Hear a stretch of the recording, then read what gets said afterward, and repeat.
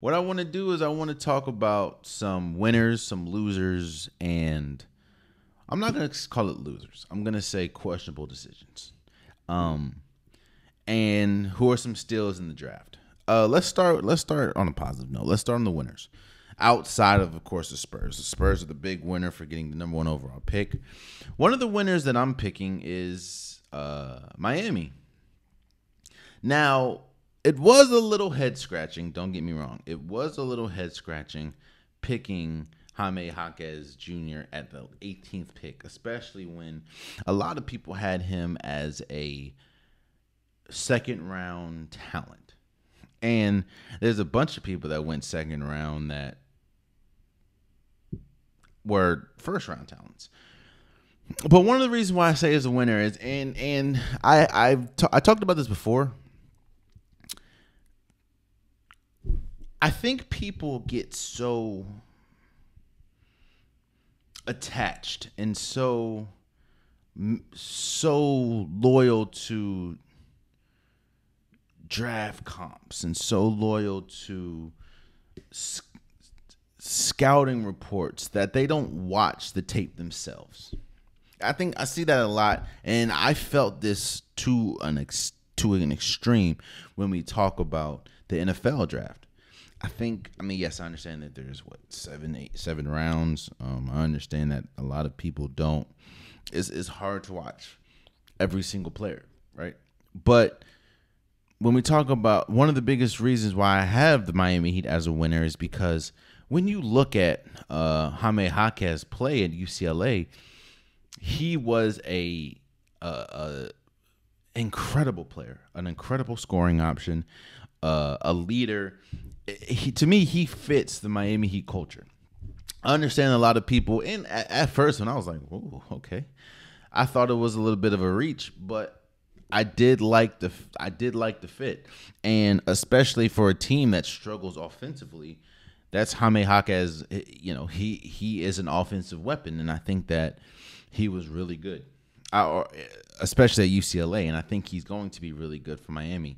I do agree that it is sort of a reach, but to me, you get a player that fits your organization and fits your culture perfectly. So I think that the Miami Heat is a winner. Honestly, I also think that Golden State is a winner. I mean, not Golden State. The Wizards, the Washington Wizards. And not just for the draft. We'll talk about the trade a little bit later, but I don't know. In fact, I'm going to try to say this man's name. This man's name is Bial Kabali. Kolbali. I know I messed your name up, bro, and I truly apologize. But he was a teammate to Victor Wembanyama, and Washington is in a full rebuild. Now, you can also put them on the losers thing because they're a year too late, but at least they started. And you got a good draft pick. I mean, Washington has a bunch of needs at this point, and you traded the number 7 pick, or you traded the number 8 pick for the number 7, just a pick swap. And you get Mr. Kalbali. I know I said it wrong. It is what it is. 6'6" player.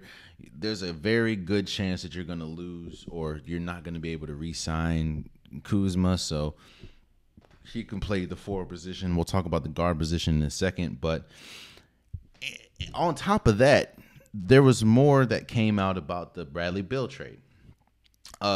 Washington gets 4 second round or 7 second round picks and 4 first round pick swaps with Phoenix, which is damn. That's a haul. Especially, you pretty much put yourself in the Oklahoma City realm as far as picks. So I do think that they are a winner, especially when it comes out just the compensation that you got for Bradley Beal. Because originally I just thought it just said multiple picks, and I'm like, what the hell is it? What?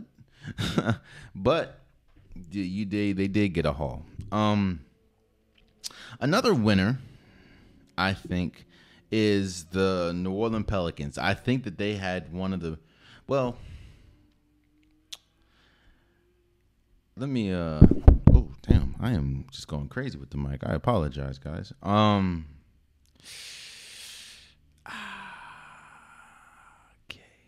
I don't know if I want to put them as a winner or a sleeper. I'm gonna put them as a sleeper. I'll put them as a sleeper. Another winner, I think, is Toronto. Again, you draft. The reason for the draft, of course, is to improve in areas that you need improvement. And as we know, one of the biggest areas of improvement that Toronto needed was shot making. They were one of the worst teams as far as catch and shoot, as far as 3-point percentage. They just were not good. And you end up getting the best 3-point shooter in Grady Dick. You get him in the draft at 13. That is a perfect fit. Kind of like you address a need. And the good thing about Grady Dick and the good thing about the Toronto Raptors is if they're able to, keep Pascal Siakam. We'll see with the guard position about Fred VanVleet, but you're able to. He's not really needed for much outside of shooting. He can play more of an advanced Duncan Robinson role. So I think that the Toronto Raptors is a winner as well. On top of that, you get you get a player that understands how to win and understands, how, even though he's not going to be a number one option or number two option, it was a very integral piece in Kansas. So I think it was a good move, man. It was a good move as far as Toronto getting their player. And the last winner I'll talk about, I'll give 3 winners, are the Portland Trailblazers. Again, we will talk about the Damian Lillard aspect a little bit later in the show. I'm just talking about the picks. And you got the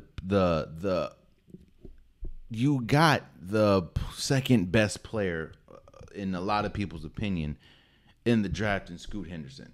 And he is a player that he could possibly be a franchise-changing player.